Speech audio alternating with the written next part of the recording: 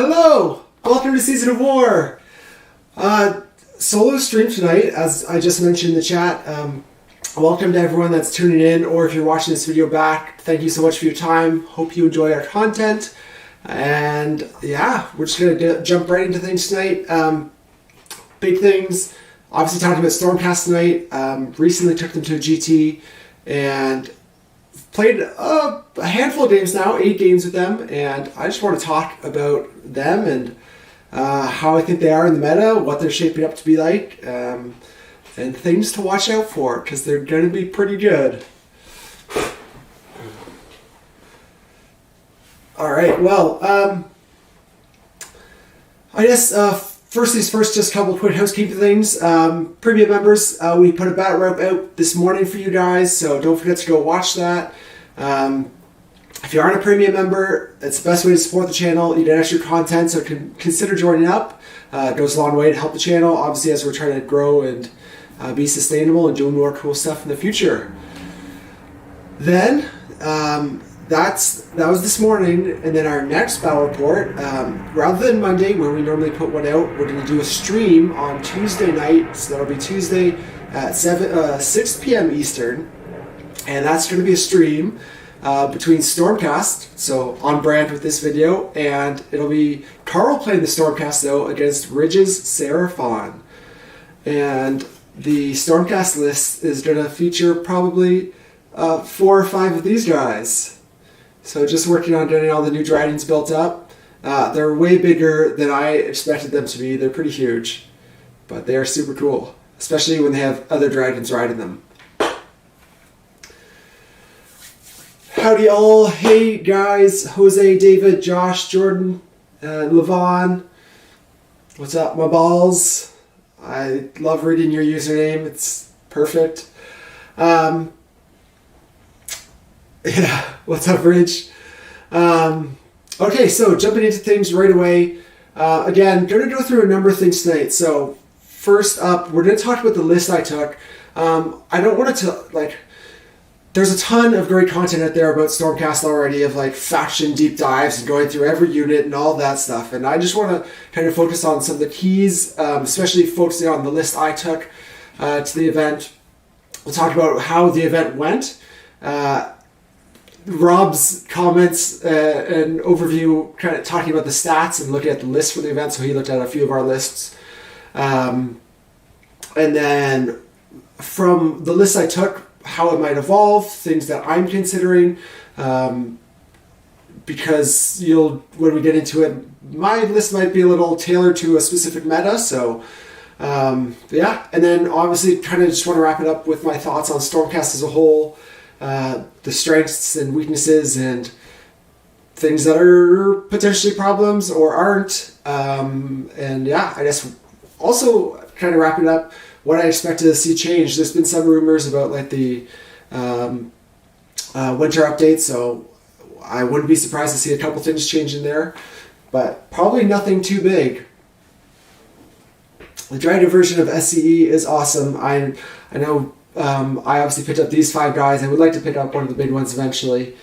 These 5 were the priority. Got them built yesterday, building the hero one today, and then getting them all painted up for Tuesday. But anyways, that is pretty much it, and we'll jump into things. So gonna jump into talking about my list. Yeah, so it'll be dragons versus dinos on Tuesday. Ridge is shaking his boots already, I'm sure.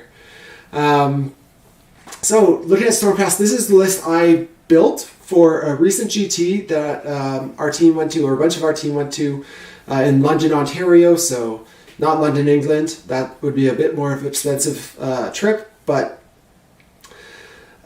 before getting into, I guess, the list itself, I guess the big decisions are, before even sub-faction potentially, is whether you're Stormkeep or Scions of the Storm.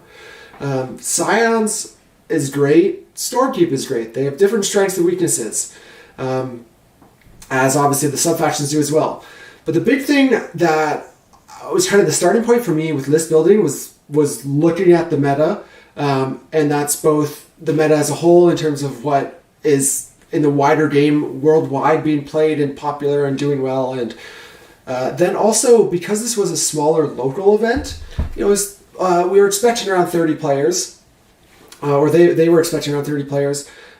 So because it's a local event, I had a good knowledge of a lot of the players who were going, just from the roster that's signed up. And besides myself, I didn't expect there to be like another, tech list there. I didn't expect there to be a ton of like heavy magic casting armies. Knew Ridge was going to be there with the Seraphon, but actually we didn't know if Ridge was going to be there because he just had surgery. Ridge confirmed the last minute, but in general, looking at this, when I started this building, I was expecting the meta to be pretty combat focused. So we, down in London especially, I had a very strong feeling that there were to be two players, Yuri and Patrick, who are great Sons of Behemoth players. So that was like first consideration, well, not first, but it's like tons of that, tons of Iron Jaws, tons of Soul Blight, a bunch of cool boys. But in general, that was, I guess, my general framing of the meta.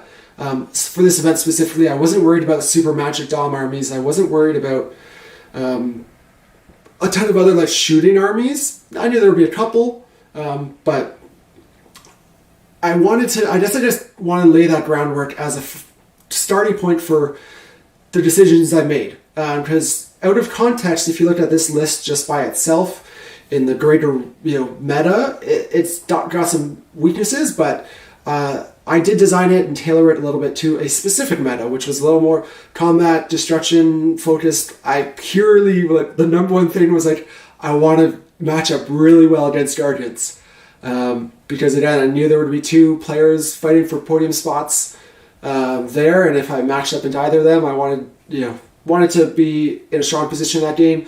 Feel with my Lumineth, I'm always on the back foot, so I wanted to not be in that position against them. Why not reinforce any Vindictors? So jumping into it, my 4 battle line in this list is 4x5 Vindictors. You could reinforce them, but their biggest role is speed bumps. And in Hallowed Knights specifically, Hallowed Knights, Stormkeep, big things. Stormkeep, when you charge a unit, if it's on a unit of Vindictors or any of the Redeemers, if you charge them on the objective, you on a 3-up take D3 mortals. If there's 2 units you charge, that's 2d3. So that's one reason not to make a unit bigger, is you can put 2, and if they charge them both within an inch, then it's potentially 2d3 mortals they're taking. Stormkeep also makes all the Vindictors worth 3 models each on your home objective, or on objectives bordering your territory or inside, and then from round 3 onwards, it's the whole table. That's the big thing with the Vindictors. Then Hallowed Knights also grants a 4-up attack on death. With a unit of 10, it's going to be a little harder to get those guys, even after a 3-inch pile-in, in range, so you won't necessarily be utilizing all that as well. Splitting them up into units of 5 rather than 1 unit of 10 means that if somebody overkills a unit of 5, the other unit of 5 is safe, which is of great strength to have.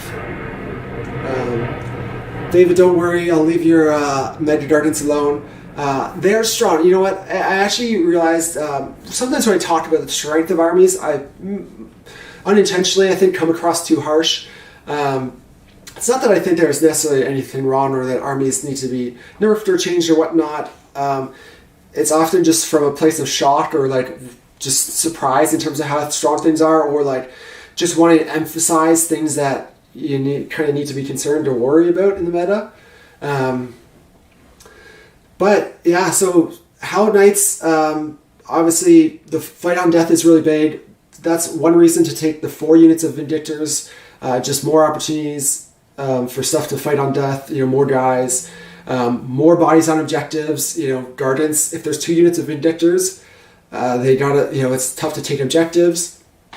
And just in general, the Stormkeep rules, helped a little bit. But yeah, that's it. Hallowed Knights, the other big reason to take Hallowed Knights is for Dardus. So the hero Dardus Steel Soul. The big thing he does is he provides Hallowed Knights units wholly within 12 a 5-up ward save. Now, this is something I'm very used to with tech lists. I play a lot of Lumineth.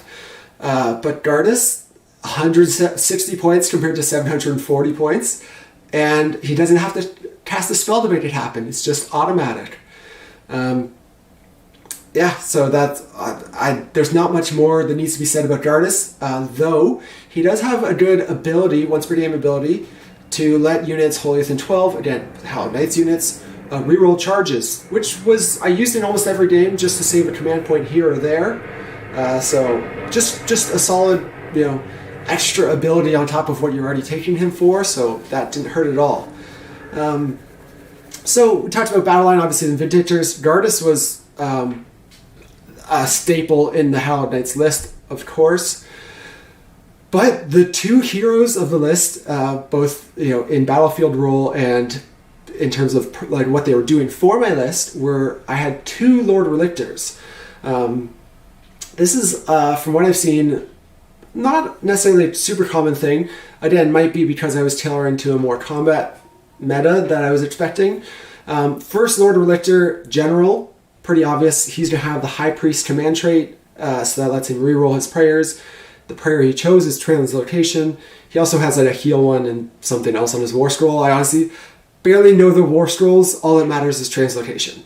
The heal I did maybe once or twice, but that's going to let you teleport a unit that's wholly within 12, anywhere on the board. Really strong. And it's on a 2+, and he rerolls it if he fails. So that's great. The second Lord Relictor, and excuse the error, the second one is not a general, obviously, only the first one. The second one, though, is basically just a buff hero. I took him, the spot he fills is basically either it was the Lord Relictor or the Knight Incantor. If I take the Lord Relictor, I knew I could throw Arcane Tome on him.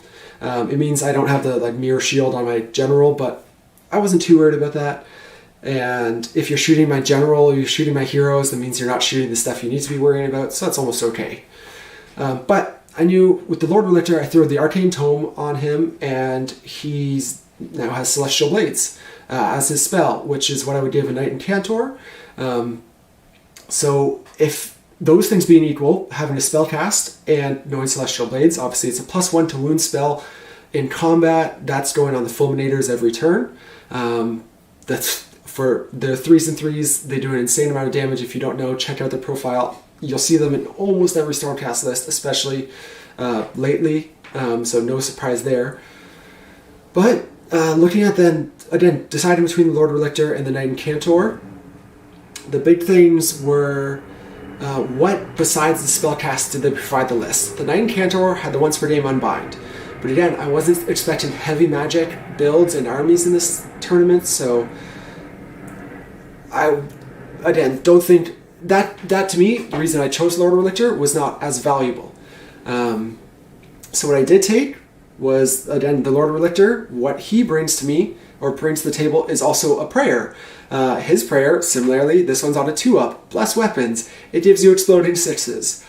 Exploding 6s is like rerolling 1s, but better because it's automatic. You don't have to, it's not a 5 out of 6 chance to turn those into hits. So that just takes the Fulminators from like a strong unit to a very, very strong unit to an absolutely insane unit if you can get both of those off. The Lord Relictor compared to the Knight Incantor, obviously being a Lord, means he can also use holy commands wholly within 18. So that's the Thunderbolt Volley, which obviously I'm taking because I'm playing Stormcast, and every Stormcast list is going to have Thunderbolt Volley.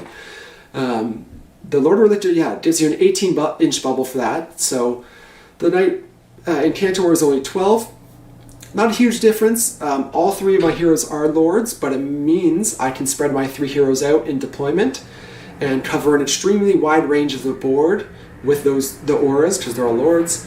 If I want to translocate the Raptors and shoot in the hero phase, it just gives me more areas that I can put them, more spots and firing lanes and all that kind of thing. Okay, yeah, so the Lord Lifters. Obviously, great heroes. Like, hands down, a big theme of this list is it's basically very similar to how I play my Lumineth. It's got, a bunch of battle line that's hardy and does mortal wounds. It has shooting does mortal wounds. It can teleport around. But rather than all concentrated in one big hero, it's a bunch of little heroes that do a lot of the same things, but they don't have to roll spells for it, and it's a lot easier and a lot less, even mental strain. It's very simple to play.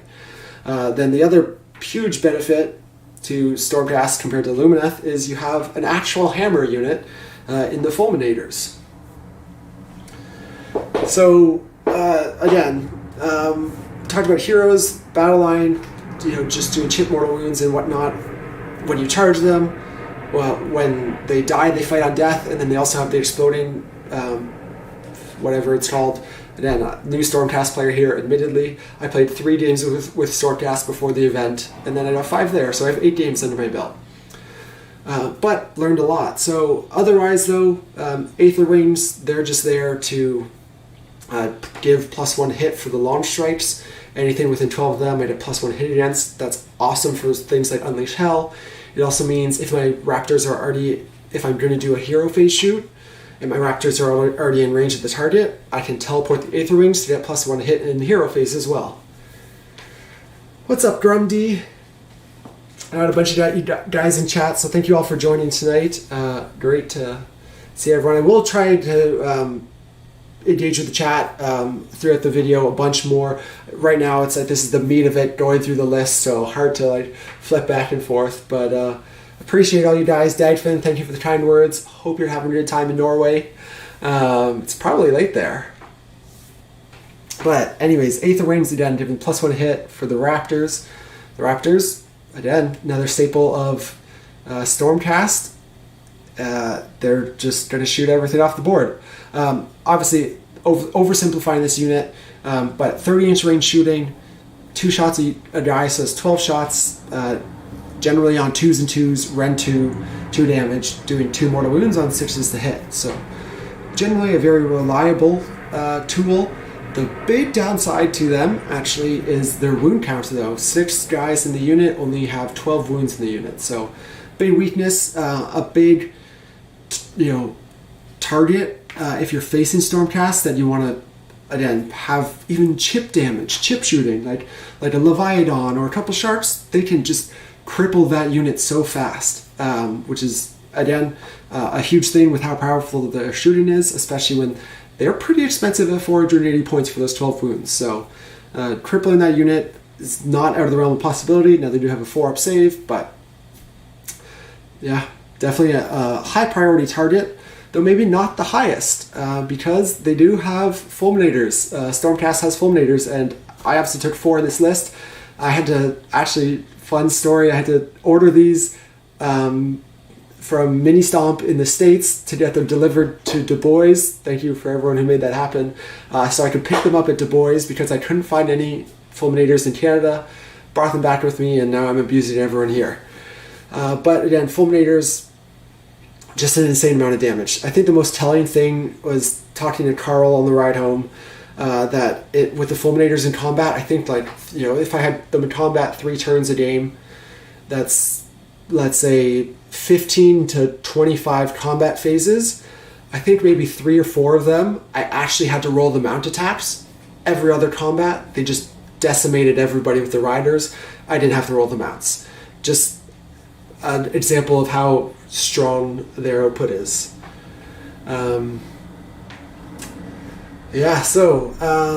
That's all the units. Other than that, for battalions, I took a battle regiment because I wanted to, one, outdrop as much as I could, but primarily Guardians. So I come in at 3 drops here, because I do have a Hunters of the Heartland battalion as well. This is something I'm torn on. I love it. It's so good for the Fulminators, being able to do all-out attack on them, going to 2s and 2s with either the Celestial Blades or the Triumph is just insane for reliability in their output. Again, makes them absolute blenders. As I said, I rarely had to roll them out attacks. So Hunters is huge for that. Also, then you made a unit of Vindictors, Hunters, for just a screen to have. It doesn't hurt. In hindsight, I would put that probably on the Raptors. There was maybe one game where somebody got into the Raptors and stomped them. That was actually Patrick with his Guardians. So that, I don't care about the Vindictors enough that I might as well just throw it on the Raptors for that one, once in a while situation where it might be helpful. Strategy here was hold the line, which actually I was expecting to be a tough one to complete. Turns out I didn't really have a problem. People didn't have to focus on the didn't focus on the Vindictors because they were worried about dealing with everything else. And because I had 4 units of 5, even if I lost 2 or 3 to screens, I generally always had 1 alive. Just surviving to the end of the game. But hold the line. Obviously, this list doesn't have a great grand strategy, which is one weakness of it actually, and possibly a reason to look at going a different sub-faction like what is it?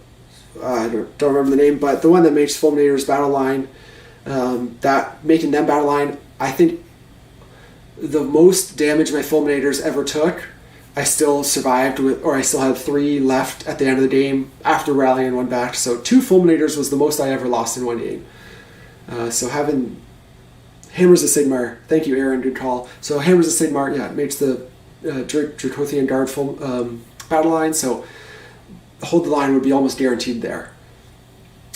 Triumph inspired, again, I'm 25 points down here, which is a good spot to be. I got the Triumph in every single one of my games. I did fail the Bless Celestial Blades a couple times, or had it unbound, and the Inspired Triumph was great in that spot. So, against anything that turn I needed, I know I have the Triumph as backup. And then lastly, Holy Command, Thunderbolt Volley. Goes without saying, it's just so much better than all the other ones. It's really, really strong. 6 launch strikes output more damage than 30 Sentinels with Power of Fish, letting them shoot twice. Yeah, it's needless to say, it's pretty solid. Jose asked if I had any problems with the lack of monsters in my list. I did not, no. I'm very used to being tight on battle tactics actually from Lumineth. Basically, from switching from Lumineth to Stormcast, again, a lot of the army plays a very similar way, or at least this build does.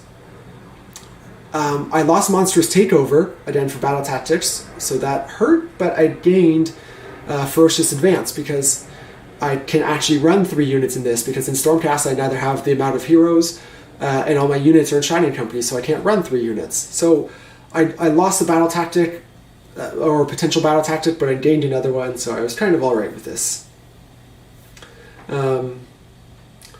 That's pretty much it. Yeah, Pillars of Faith, Electman, that's a good point. I could have done Pillars of Faith to keep a priest alive.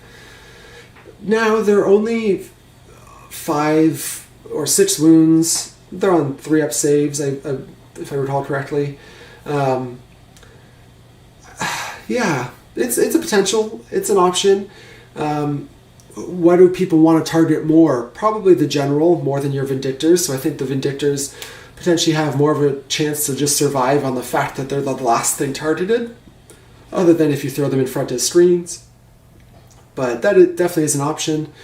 In my 5 games, I only lost one of the Lord Relictors once. So 1 out of 10 potential times a Lord Relictor actually died. So that would have been a potentially really good one to take. So that's an option for sure. If you guys have any other questions about the list, I'll jump on them here. I'll give you guys a moment for the chat to catch up. But again, this list as a whole plays. It's a shooting castle. So you have your Vindictor screens up front or on the sides or behind. Great thing having 4 units, because that just gives you more options to screen, or double layer screens. The bodies on objectives are actually really good, which is a weakness for Stormcast. Low body count, so Stormkeep with the Vindictors was good. Those 20 guys became 60 bodies on most objectives most of the time. And yeah, it's like the Stormkeep, obviously, the chip damage was nice. I would say Stormkeep, it wasn't a make or break it for me. There are other reasons to go Scions, and in a different situation, I think Scions is often going to be the better pick. And I don't think I would really have felt the loss too much of the Stormkeep stuff. Both the, actually, to be fair, both the bodies on objectives as well as the chip damage. Chip damage was nice, 3-5 wounds here or there. If someone's taking out a unit, it was nice, but not make it or break it when you're following it up with hitting with fulminators on the counterattack or shooting with launch strikes. You're generally killing those things anyways. And there was one objective in the game, or in one game, so again out of 5 games, one objective in one turn where the amount of bodies actually helped. No, it could have been 2 or 3 actually. It was all the same game though. That was the only time the extra counted as extra bodies was really relevant though, in one of my games. So, when painting the fulminators, did you paint them in sub-assemblies? I did not. I generally try to avoid some sub-assemblies just for the sake of speed. I consider myself more of like an army painter than a model painter. I obviously paint models, and I love painting models. And I will, here and there, not for years though, like paint a single model just for fun, sometimes for D&D or something, but generally I'm trying to paint up units for an army. I want to be efficient. If there's something that I can't access or I can't get my brush in, generally nobody's going to see it anyways. So that's kind of one way to go about it. What else? Is there a version of this list puts more power into your Redeemers and focuses on durability? I've seen people do that with, like, taking as a coalition ally, you take the Frost Phoenix. So that gives you like a -1 to wound aura, makes your Vindictors super hardy, or Liberators, whatever unit you're taking there for your battle line. I've seen it, but if you double down too much, I think going just for durability, Electman, I think you run the risk of not having the output. And in the current game, you have to have the output. You have to have the output if you want to compete in every game against the top armies. So if you're like, hey, I want to take a fun list that I enjoy playing that's a little bit different, and a little more off the wall, and I want to go 3-2 with it and see if I can maybe straight before, and challenge yourself like that, you can totally do it. But you got to know if you're running into Guardians or something that you better have a lot of bodies. You are counting as more, but you better get on those objectives first, try and box them off, and hope they can't chew through you fast enough. Which, again, with that extra durability, the -1 to wound aura could really help. That could actually be a viable build. You won't necessarily take the Guardians down, but you could be outscoring them on objectives, which is hard to do.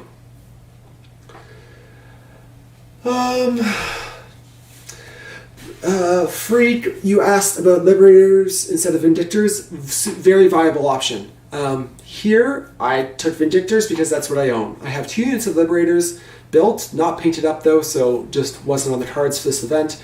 I didn't really want to rush anything, and I'm already 25 points down in this build. I could have freed up a potential another 60 points, switching those 4 units to Liberators instead of Vindictors, putting me at 85 points remaining. Would let me take a second unit of Aether Wings. Not really doing too much for me though. As being that I already have a unit, doesn't hurt.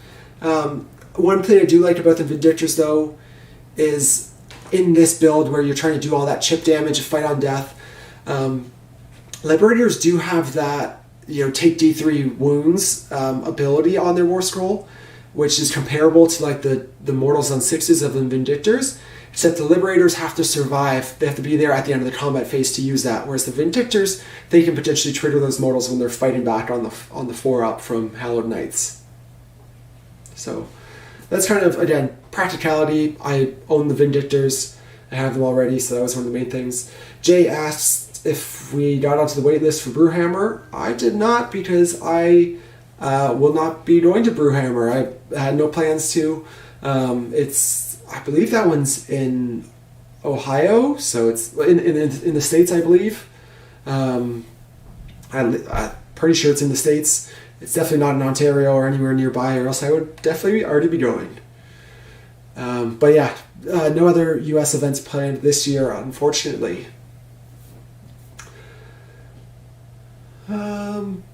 Play versus Gardens.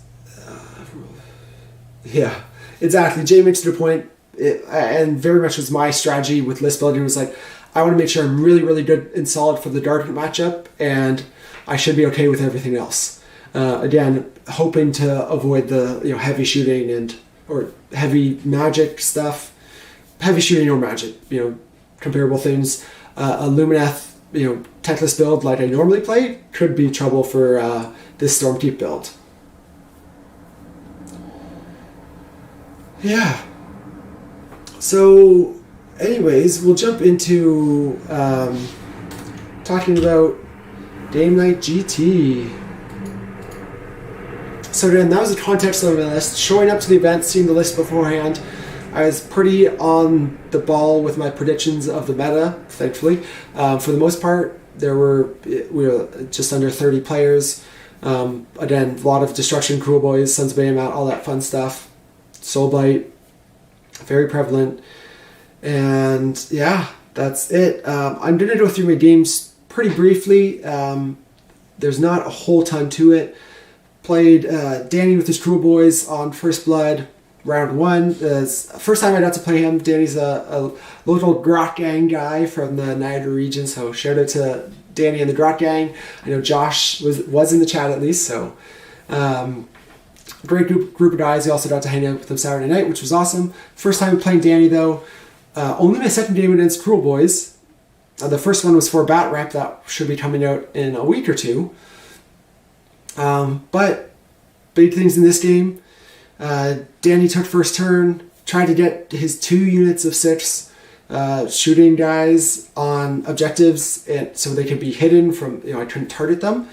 Got one of them there. The other one didn't make a long enough run roll. Then my turn, I shot off the 1 unit and some other stuff with the double shooting. 1 priority, and then the Fulminators basically killed the other unit of 6 with 1 guy.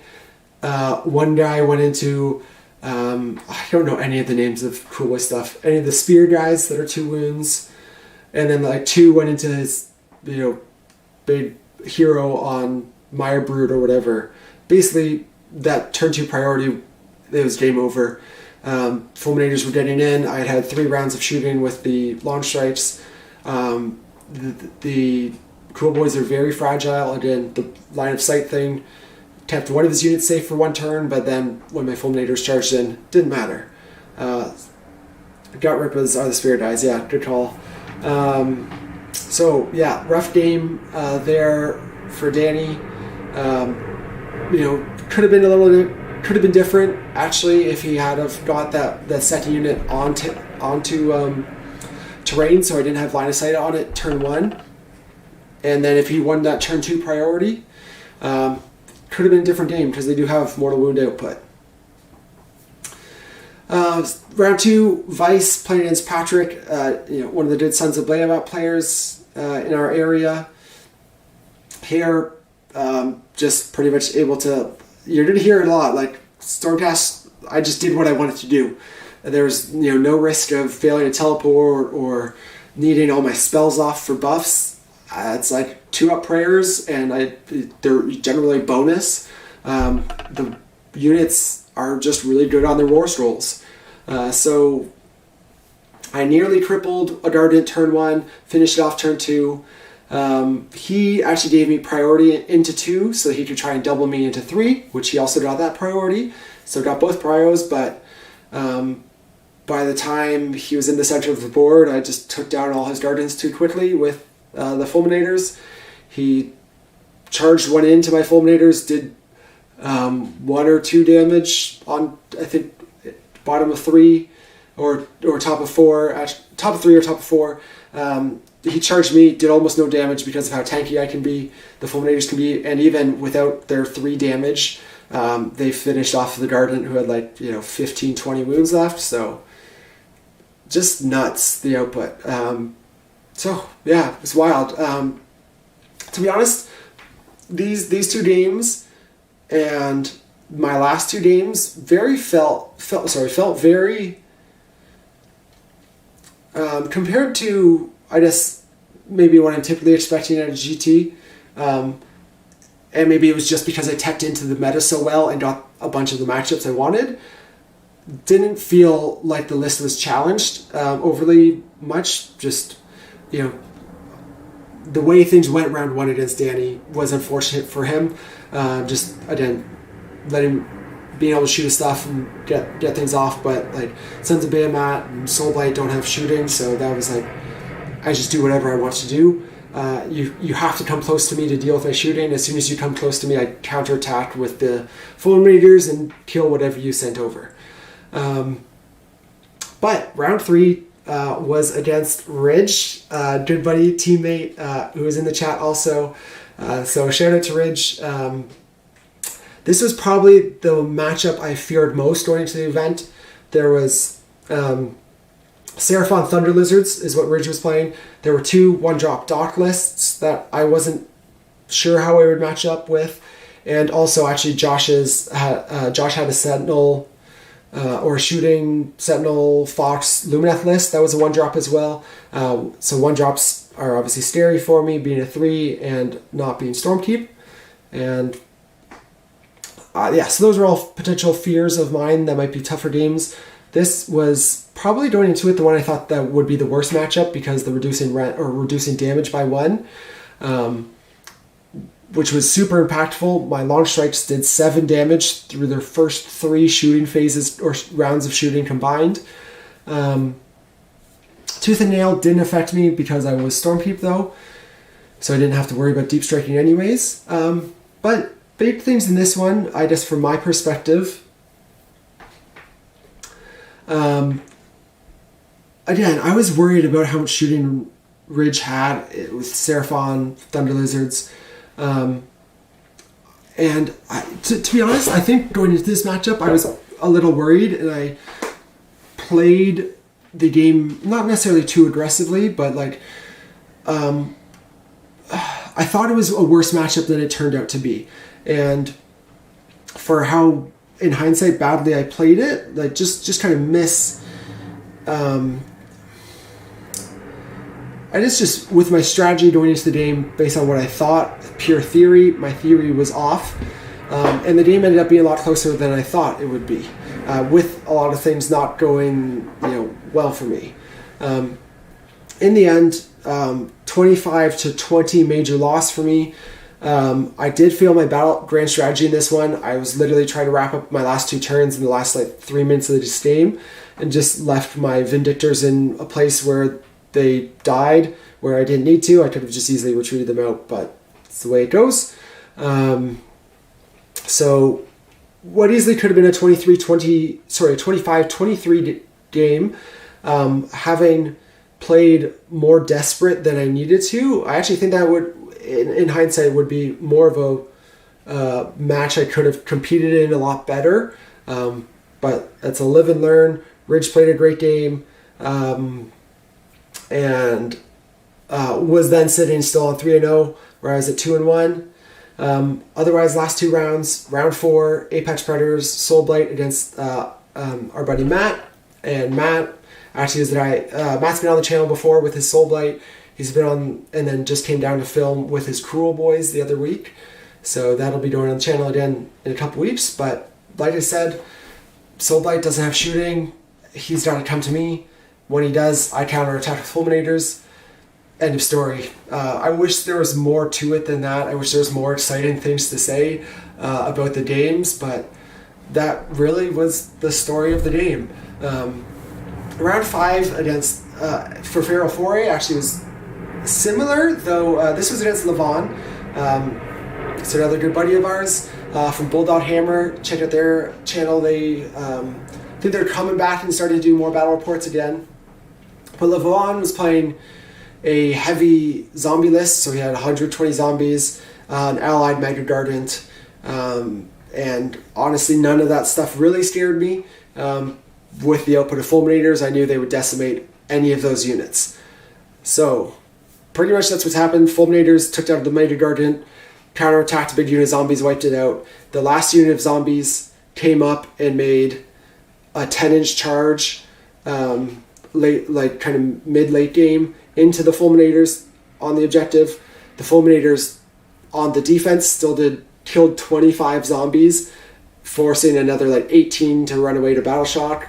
So absolutely crippling. He, again, didn't really have tools to deal with the Fulminators. Big thing here, actually, I have to give full credit to Levon. Levon, I think it was round 3 or 4, I translocated a unit to take an objective for Conquer, and because I killed a unit of zombies, he brought them back on the 5-up, which I didn't fear. I knew he could do it. I didn't fear him bringing guys back at all, because I could deal with them so easily. I felt pretty easily. But when I didn't perfectly tag the objective or block him off, and he brought 4 guys up onto the objective, which was just enough to take it back or to keep it and deny me Conquer. And that hurt me, my soul. That was the first battle tactic I've dropped across 3 GTs, so 15 games. That was the first battle tactic I've dropped. So I have to give full credit to Levon for the very smart play he made. So yeah, great game there. But again, tough one for Soul Blight when you have shooting and really good shooting that's activating twice one turn. Yeah. Damage output versus Fulminators versus a 4-up save. I think it's 30-something, 35 to 40 damage versus a 4-up save. So it's quite insane. They have 20 attacks, 2s and 2s, potentially exploding 6s like I had. It's the numbers are insane. It's absolutely wild. So they do a lot of damage. And again, they're on a 3-up save, 2-up with all defense. I can throw Mystic Shield on them if I want to. If you take a Lord Castellant, you can give them an automatic +1 to save. They can just be a nutso tanky unit, which is and that's actually a big thing. Talking about just learnings from the event, round 3 versus Ridge, I played too defensive for sure with my guys. I kept them behind cover and line of sight, rather than just marching up the board and making Ridge deal with them, which in hindsight he might not have been able to. Would have been chewing through his stuff a lot faster. So in the end, that was probably one of my biggest failings. Also, just positioning on that, I had them deployed maybe on the long end of the board, and then Ridge kind of just didn't come to my half of the board for most of the game. So I should have pulled them or played them along the other side so they'd be closer to him and his deployment and whatnot. But those are the big things. I guess learning. In the end, Ridge ended up losing to Yuri by a couple points. Round 4, the way it worked out, there wasn't even a guaranteed 5-0 person because of how few there weren't 32 players. So Yuri had to defend himself against Nick with his Soul Blight at 3-1 the last round, but he won. So Yuri ended on 5-0.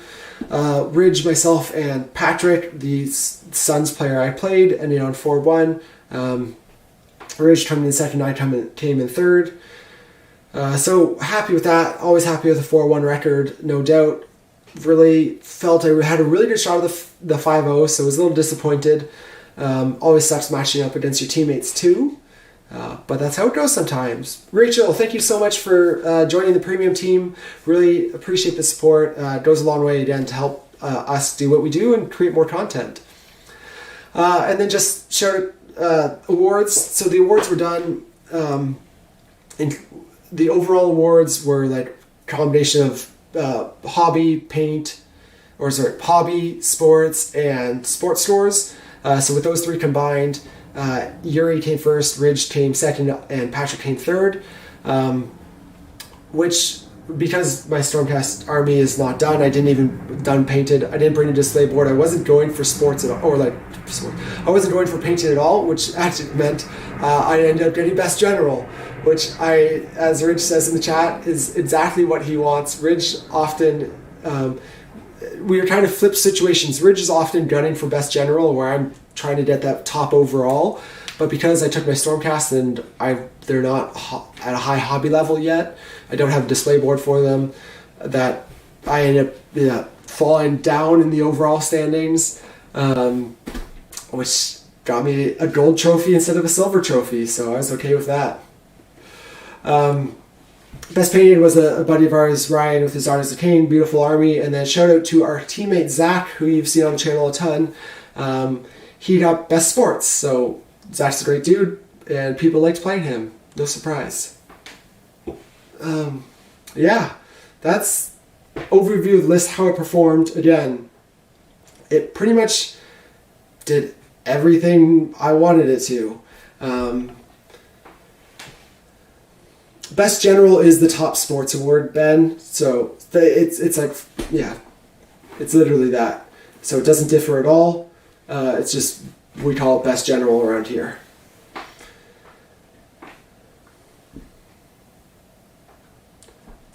Did I get Patrick and Ryan mixed? I don't think I did. I thought Ryan got best painted. I could have been wrong. It might have been Ryan coming in at third overall and Patrick best painted. If so, I apologize. But yeah, both of them got awards. So that is kind of the overview again. Looking at Game Night GT, this is probably... when you design a list, when you plan a list or whatever, and you're like, this is how I want it to play, this is what I want it to do, this is how I want my games to go. I don't think I've ever had an army go from like on the paper to in-game and translate into what I wanted and the result be exactly what I had planned. Like, I've never had that happen so closely, of like everything going to plan. So that was one of my big takeaways from the event, was like, Stormcast, they do what they do, and they do it really well. Again, very little unreliability. Everything's on like 2s and 2s when I want and need it to be. That's all I'm generally spending command points on. I have spells for buffs, even like exploding 6s counteracts my 1s that I roll in combat, so it again reduces unreliability. Yeah, we'll get to it on my thoughts at the end, but very strong army, very strong tools. I ran a lot of the common tools, and just on efficiency of war scrolls, and they did what's on the package. Like, they just shoot stuff and trample stuff. So it was an enlightening experience. I went into it kind of, the reason I took Stormcast over Lumineth was wanting to, one, take a break from Lumineth. They're like a very mentally taxing army to play, so I find them can be very challenging to play. Games are a lot closer, whereas and I have to think about every little tiny interaction. I have so many things I have to do in the hero phase, where this is like roll 1 cast, roll 2 prayers, done hero phase. Maybe I shoot once per game in the hero phase. So very low mental tax to play. Yeah, so that was the main thing. And then I also just wanted to test the army. I felt, and we as a team felt, that they're super strong, and probably stronger than like the event results are showing yet. So I just kind of wanted to test it for myself, see how far I could push them. And again, I had three practice games with this army. 1 practice game with a similar list. The other 2 were like mostly Dominion stuff, so I don't even really consider that quality practice. So yeah, three games going into it to be able to like perform, play with an army to such a high level in terms of like, I was playing them playing that Stormcast list nearly as efficient as I play my Lumineth list that I've been playing for or army that I've been playing for like 6 months and like 100, probably over 100 games. And the fact that I can do that after 3 games with Stormcast does say a little bit about ease of play, for better or worse. Yeah, so not lastly, but next point, talking about, again, I mentioned it from the top, and talked to Rob a little bit. Rob from the Honest Wargamer talked about, obviously on his Monday stats show, talked about event results, talked about our event, and talked about Stormcast, when he was talking about my list, he made some comments, and now jokingly made it seem a little spicier than it is. Rob didn't say anything necessarily negative about Stormcast, just like the reality of what it is, the army. Mostly pretty much actually everything I generally agree with. But I do want to give a shout out to Rob from the Honest Wargamer, not only for doing stats show and everything he does, all the tournament coverage and whatnot, but also I think actually one of the best meta related videos is the video Rob put out Monday or Tuesday. I have it linked in the description already. So check that out if you're interested in meta discussions or analysis. It's probably the most relevant stats we've ever had for AOS, talking about the meta. So very insightful, looking at even why the rate at which different missions are taken in mission packs. It's hugely relevant, and there's a reason why a bunch of them are at the bottom and shouldn't necessarily be played at events. But I guess Rob's comments / not even criticism, but Rob's comments, first thing, called it a cookie cutter Stormcast list. Now, I wouldn't necessarily disagree with him. I think this has what you're going to see. Again, Lord Relictor, the first one, General High Priest Translocation, absolute staple. 3x5 minimum battle line. I have 4 here. That's a staple. Sometimes you'll see less if someone goes Hammers of Sigmar again for the Fulminators battle line, or Dragons with the Dragon Hero to make them battle lines. So you could see even less battle line, but again, staple. Vanguard Raptors, 6 of them, absolute staple. Almost every Stormcast list. The only time you don't see them, you're probably going to see 15 Judicators instead, which are pretty much the same thing. More wounds in the unit, but 6-inch shorter range. Then 4 Fulminators. Again, those are the staples. Those things. So Lord Relictor, 3 or 4x5 battle line, Raptors, even the Aether Wings to go alongside the Raptors, and then Fulminators.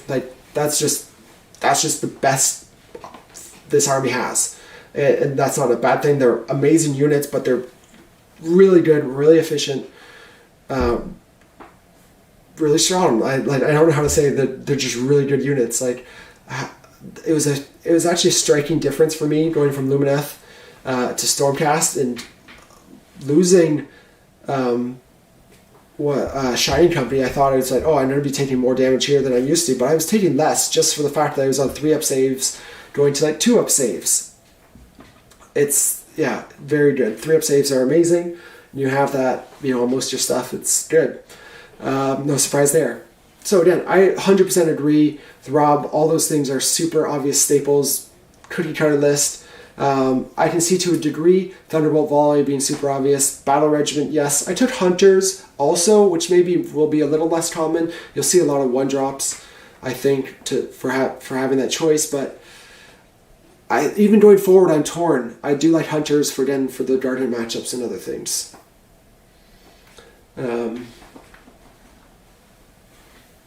I think the things, though, that again are different than what is going to be the most common builds is Stormkeep. I don't think Stormkeep is necessarily the best choice, depending on what you're expecting in your meta, size of event, all that fun stuff. And Hallowed Knights there's a bunch of good sub-factions in there. If you want to take Artists, you go Hallowed Knights. If you don't want to take Artists, then you go something else. You go Hammers. There's some other ones, like the Exploding Sixes is very interesting as well. But yeah, so that was the first thing Rob had to say. Not much change variation. So he didn't think there would be much list variation. Again, yes and no. I think the list is going to operate the same way most of the time. You might see dragons instead of fulminators. You might see judicators instead of launch strikes. At Du Bois, we saw someone who took 2 units of 6 launch strikes, so they had 12. So they, instead of a combat hammer, they had 2 shooting hammers, which you'll see stuff like that. And you'll see someone that does the opposite, like goes 8 fulminators. That's pretty nuts, but you can do that kind of thing. So I think we'll see a little bit of variation, but it's going to be like there's 5 units, pick 2 or 3 kind of thing. And then Lord Relictor being super obvious. Knight and Cantor if you want the auto unbind. I really like the Lord Relictor in this list. I really was super happy with that piece of it, and that was maybe my little spice on the list. Because again, it's not very inventive, but I haven't seen anyone do the double Lord Relictor before, so that was maybe my little pride and joy of input. Next thing Rob had to say was take shoot/fight twice out of the game because long strikes shooting twice is horrific. When we had our stream game between myself and Carl, and I was playing Stormcast, I said the Thunderbolt volley was going to be very problematic. I stand by what I said then, and yeah, it's really good. Is it game ending? Most of the time, no. But is giving a unit it's just so good.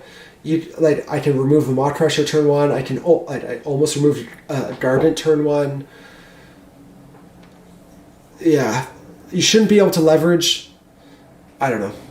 You're leveraging basically 1,000 points in shooting, and I guess I compare it to like Sentinel. A big comparison is the Sentinel comparison, where it's like I can't imagine Sentinels shooting twice, and the fact that I don't like Stormcast doesn't have to they don't have any failure points.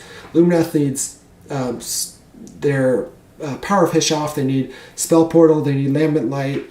They need 3 things to go off, and then if they're out of range, they also need the teleport, right? So it's 4 potential failures, where for Raptors, it's like roll a 2 up, 1 in 36 chance you fail the translocate. And otherwise, they're just getting to do what they want to do. And I can't imagine Sentinel shooting twice, Launch Strike shooting twice is very strong. Especially, the big difference, I think, from the edition is that they doubled in the amount of shots that they have. They went from 1 to 2 shots, so that quadruples their damage for 1 turn. It's really good.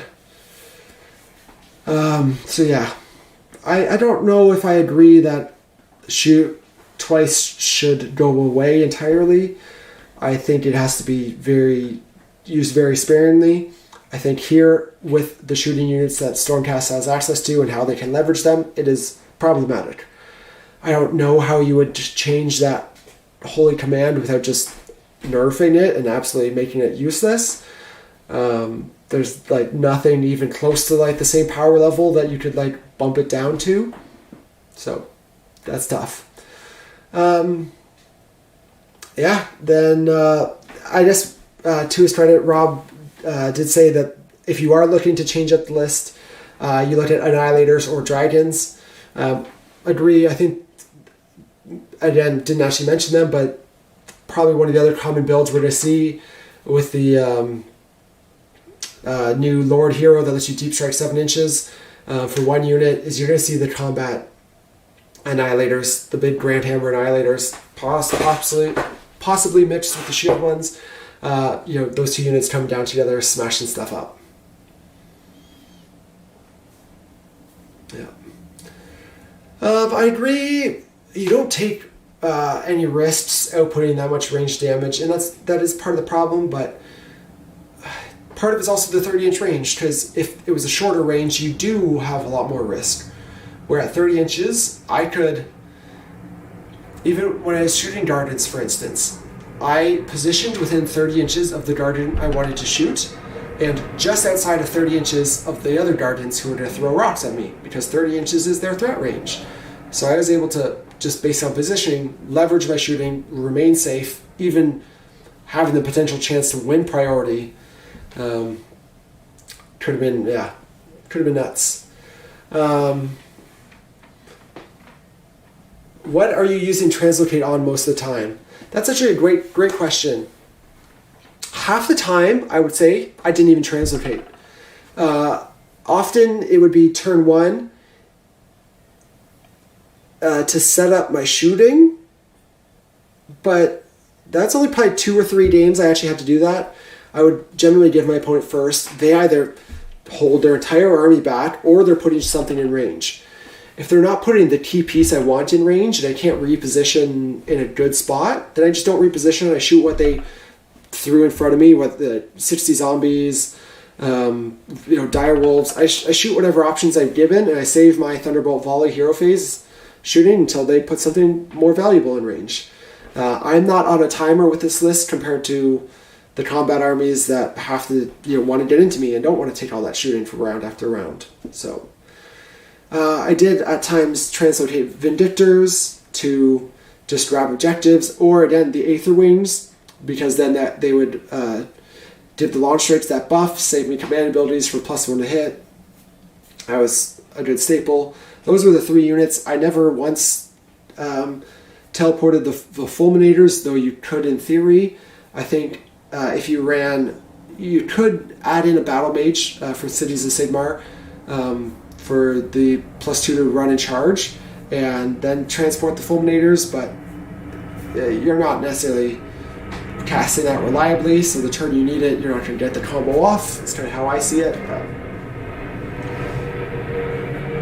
yeah, that's the thing. Lord Billy, you could say they could change Thunderbolt Volley to not affect the Raptors. I guess, but then what? Like, if you don't let it affect your shooting units, and it only affects shooting units, what's the point of it? And the reason I would say that is because I think it's just as much of a problem on the Judicators. Because I said this in our recap, I lost Techless turn 1 against a Stormcast list at Du Bois with 15 Judicators double tapping. Yeah, exactly. So I don't know how to... it's not just... it's not Raptors. I don't see Raptors as being the problem, personally. They're strong, but do I think they're a problem? I don't know. Not necessarily. And I guess just leading into talking about list evolution, changes from this list, what I think I would do going forward. I guess there's a couple things. I think in a more unexpected or unknown meta, or like going to a bigger event, I would probably switch to Science of the Storm. Stormkeep was fun, but it wasn't really make it or break it in any of my games, whereas Science of the Storm protecting my units really could be. So that's a big change. I like Gardas, so Hallowed Knights I wouldn't necessarily look to change. The only time I might change it is if I'm low on points and I want to drop Gardas to get something else in.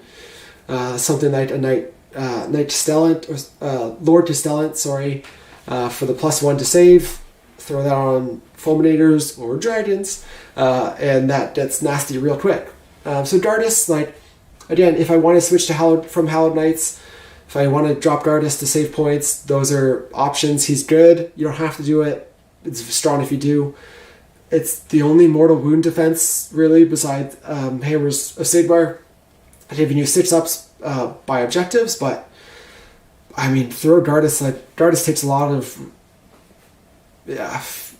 like your potential counter of mortal wounds is very much negated by Gardas or softened. And actually, if people want to target Gardas, I've had questions about like throwing are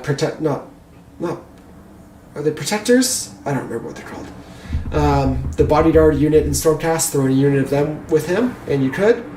But nobody once tried to kill Gardas against me, and if they do, I'm laughing. I want people to shoot at Gardas, so I actually don't want him to be too safe. And I don't want to deter people from shooting him, because if people try to deal with Gardas, I'm actually happy, because it means they're not dealing with the Long Strikes or Fulminators. Or they've already dealt with the Long Strikes and Fulminators, and it doesn't matter. Praetors, that's it. Protectors are the big two-handed weapon in the Paladins. I have boxes of those in my closet that I probably won't ever build anymore.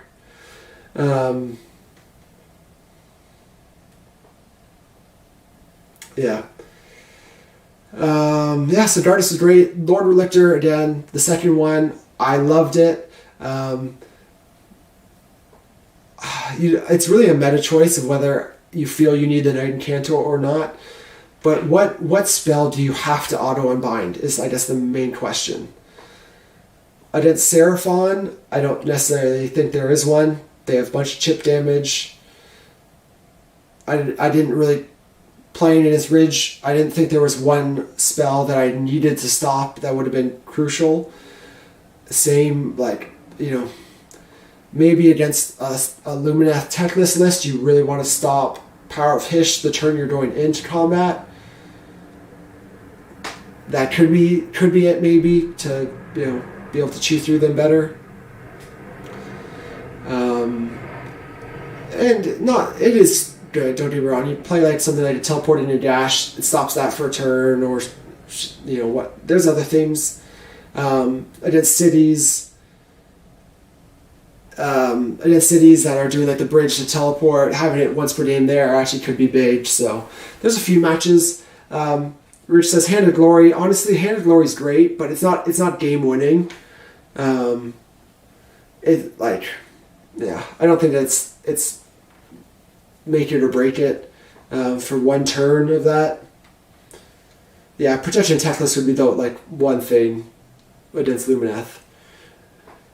So I do like the Incantor. I think that's a toss-up, again, depending on what you're expecting to face. He was just, again, I talked about the benefits earlier.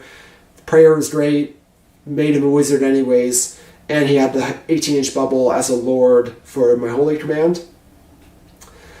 Vindictors, I think, interchangeable with Liberators.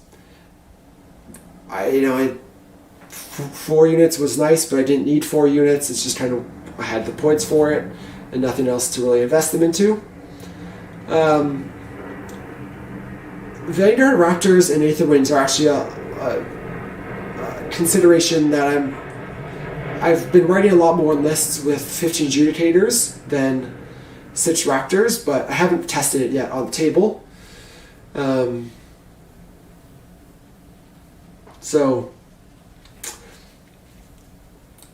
don't know that you have to take Raptors. I think I actually really like Judicators in theory. I like the 18 wounds over the 18 more wounds, going up to 30 wounds in the unit instead of 12, over the 6-inch range, longer range that long strikes have. I like the idea of the 18 wounds. Also, the 1 damage instead of 2 damage actually works out better. It's more consistent, and then especially you run into something like Thunder Lizards or the Prayer from Doc that reduces damage. I don't know if that's relevant, but they're 1 damage, so much more reliable. In that situation, it would have been the much better option. I would have taken them if I owned them. I would have tried to take 15 Judicators instead probably, but again, just didn't have them. And yeah, like Rich said in the chat, they chip down a lot better. The prayer is only in combat for Doc. Thank you, Little Marathi. Also, congrats, Little Marathi, for making the American Worlds team. So, congratulations. But yeah, that's it. I guess big thing, dragons. I think you could easily swap the Fulminators for dragons. Now, you free up points by dropping Vindictors. You free up points by dropping Gardas, and then you also throw in the hero. I actually don't know if I'm sold on the Knight Draconis hero. It's the shooting is good, don't get me wrong, the double tap once per game. But is it better than everything else you can take for those points in Stormcast? I'm not so sure, to be honest. But I think you can easily throw in a unit of 4 of the Dragon Riders, and it's tough.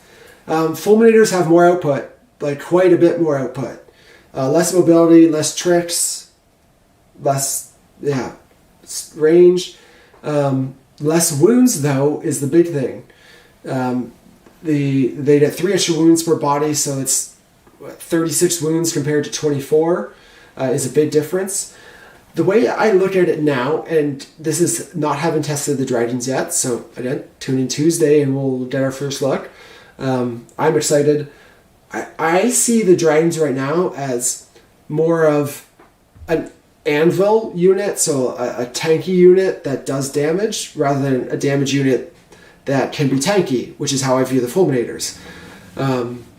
So I can't say whether or not it's just going to come to testing. I can't say instantly, yes, drop Fulminators, take the Dragons, because in this castle build, my enemy is often forced to come to me. And with that, I can then leverage the Fulminators when they do come close to me. But against other shooting castle builds, like Seraphon, Lumineth, Daughters of Cain even, having a unit that can go out and get into them is actually pretty good. Especially with the tricks of the hero phase movement, coupled with translocate, charge in the hero phase potentially. That can really potentially make or break those castle versus castle matchups, which is probably their biggest strength. I think they will not necessarily be better in the Guardian matchups, which again was the matchups the combat matchups were what I was teching into with this list. But I think for the overall meta, the Dragons might be a better option just for the extra tech that they have. Nathan, thank you so much for joining Premium. Really appreciate it. And yeah, so that's kind of my thoughts on Dragons, initial thoughts on Dragons. I am excited to get them on the table. Again, we're playing them on stream Tuesday night, 7 p.m. Eastern Time. I don't know what that is. Obviously, look it up, Google it for your local time zones, or just watch it back the next day. But it'll be Ridge and Carl going toe-to-toe, so it'll be actually a great test for the Dragon Riders.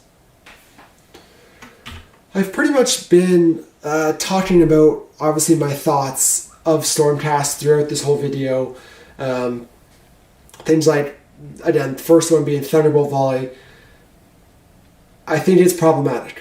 What does that mean? Does that mean I think it has to go out, be taken out of the game? No, I think that potentially it will. I think we don't. It's hard to say right now. I think we need to see. I would say, if anything, to the design team is keep an eye on this ability. It's really strong. It could potentially be too strong. 100%. I would gravitate to saying it likely is, but I am generally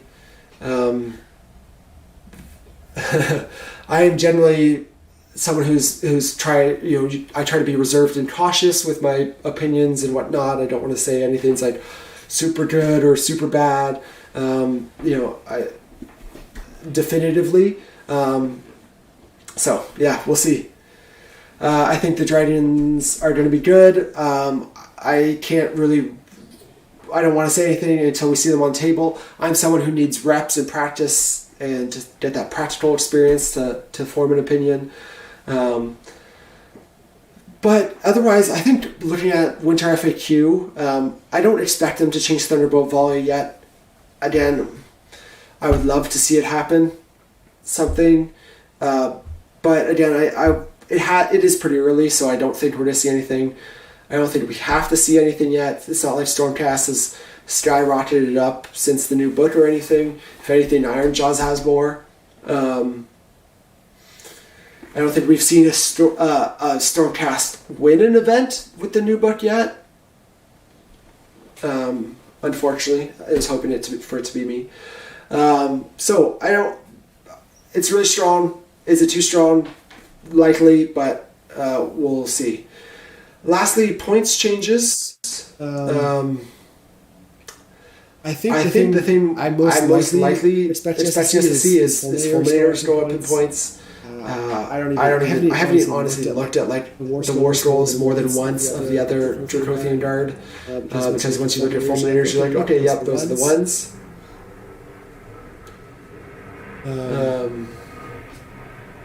So I think we'll see that. I don't think actually Long Strikes should go up in points.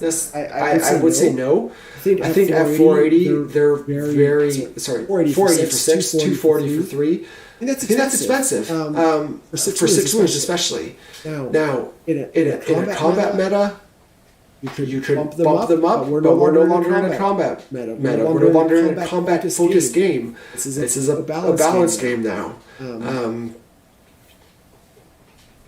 Two audio sources.